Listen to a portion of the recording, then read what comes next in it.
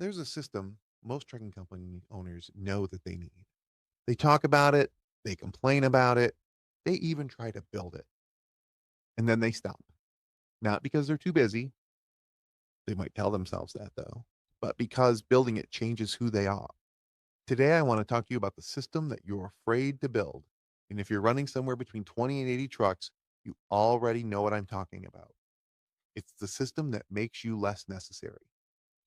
Welcome back to Driven for Success, a podcast for mid-sized trucking companies that are looking for cleaner systems, less chaos, better drivers, and a lot less nonsense in their business. I'm your host, Mike Ritzma. I'm the owner of Superior Trucking Payroll Service, where our mission is simple to help trucking families. So let's talk about this system that would make you less necessary. That's an uncomfortable topic, isn't it? Let me make this practical for you. I'm going to give you an example. You're about to leave for the day. Dispatch is wrapping everything up, accounting's closing out their settlements and invoices. You've mentally checked out and you're thinking about what you're going to do tonight.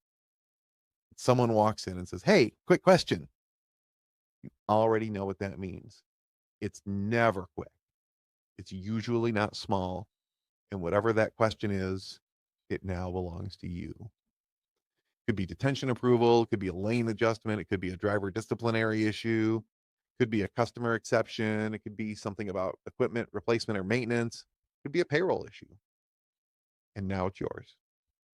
So you answer it because, well, one, you care. Number two, you want it done right, of course. Who wouldn't? And it's just faster if you decide. But multiply that moment now 5 times a day, 25, 30 times a week, 100 times a month. That's not leadership. That's dependency. And most owners don't realize they've built a company that simply cannot move without them. So let me ask you something. If you disappeared for a week off to Aruba, off to wherever your favorite place is, with no email and no phones and no nothing, what decisions would stall? What emails would pile up? What problems would sit untouched because we were waiting for you to get back?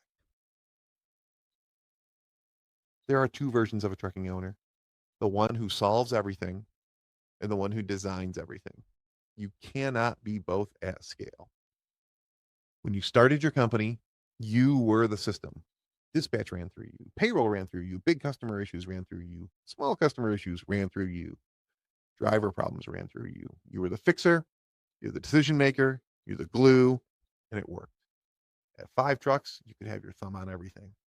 At 10 trucks, you could still do it pretty well. Even at 15 trucks, you could still have a good handle on what's going on. But somewhere around 20, 25 trucks, it starts to change. And you don't notice it all at once. It's very subtle, it's gradual, and it's incremental, and it keeps happening. The same questions start to repeat. Managers and dispatchers and all the office people start to hesitate before they act. People start escalating things just to be safe. You start feeling like you can't leave for long. And here's the part nobody says out loud: if you build the right systems instead, you are no longer the hero. You become the architect instead. That feels like losing control, but it's actually gaining leverage. When I first realized I was the bottleneck here at my company, it wasn't dramatic, it was repetitive. It was the same categories of questions on different days. And I knew the answers. That's not the issue, right? Like, you know all the answers for what needs to go on with your company. The issue was I was the only one giving them. And I had to force myself to stop answering. Instead of giving the answer, I started asking, what do you think the right call is? Or what did your supervisor say? Or did you look in our instruction manuals? And that's uncomfortable because if they choose wrong, if they give me the wrong answer, or they say the manual says this and that's not what it says, that reflects poorly on me and it gives us a bad customer experience. So there's a cost when things are not handled right. But that's the shift. You stop being the answer and you start building the decision maker. And over time, quickly, you're going to find that that works a lot better. You're going to see that those answers just become better. The system most owners avoid building is not a checklist. It's not new software. It's not a new SOP. It's not anything like that. It's a better decision framework. Let me tell you what that means. What type of decisions belong to which roles? What authority level comes with that role? When does something escalate? And more importantly, when does it not escalate? Most trucking companies don't have clarity here. To be fair, most companies don't have clarity here, but we're talking to trucking people. So everything floats upward because you can't make a mistake if you get approval for everything you do. But let's use an example of detention.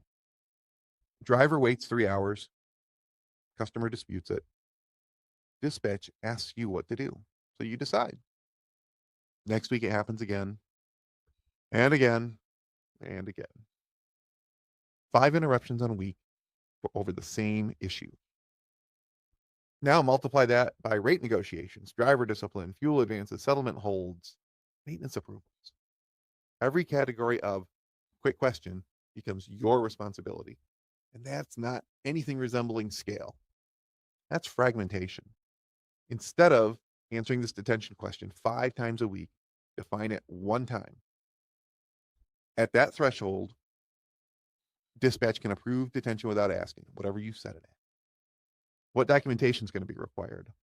Is it a dollar amount that triggers escalation or is it something else? When does it absolutely not escalate? Now, dispatch doesn't need you 80, 90, 95% of the time because they have clarity. Clarity creates speed. Let's take another example. Driver discipline. Can your safety manager pull a driver off the load without checking with you? Can they issue a final warning? At what point does something start to escalate to ownership? If that's not defined, it just kind of floats out there in the air. And floating decisions like that always land on the owner. Here's the hard truth. The company cannot grow past the speed of your decision making.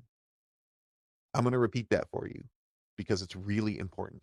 The company, your trucking company, cannot grow past the speed of your decision making. If everything runs through you, your growth ceiling is your personal bandwidth. And that's a very low ceiling. That is not the ceiling that you had in mind when you started that trucking company and you've grown it now to 20, 25, 30, 40 trucks. That's that you thought it was going to be easier than that. And this is why it's not. So why do you resist this? Why you're like, nah, I don't want to do that. There's 3 reasons. The first one is you don't fully trust your people yet. The second one is you're afraid they're going to mess up. And third, you think fixing their mistakes will take more time than just answering the question yourself. I am going to make a quick confession here. The third one is the one for me. That was the trap I fell into. But here's what's actually happening in your business. You're already fixing mistakes. They're just slower mistakes. They're structural mistakes. Because every time you answer instead of assigning authority, you reinforce the dependency they have on you. You're training your people to escalate. You're not telling them those words, hey, escalate everything to me. But by your actions, that's what they're hearing. And then you get frustrated that they escalate the thing to you. So what does this look like in practice? It's simpler than you think. Step 1, pick a decision that just exhausts you the most. It doesn't have to be the biggest decision. This is not, should I buy a new truck or not? That's a big decision, and you're going to make that decision. It's the one you get the most times that is just almost a reflexive answer. And it's the one that makes you think, why am I still answering this question again and again and again? Step 2, write down what outcome you actually care about. Not the exact method, but the outcome. What guardrails matter? What financial boundaries exist? What safety lines cannot be crossed? So you're explaining there how to do it, how to make the decision, how you make the decision right now, because you're doing these things in your head anyway. Step 3 is assign it clearly and publicly.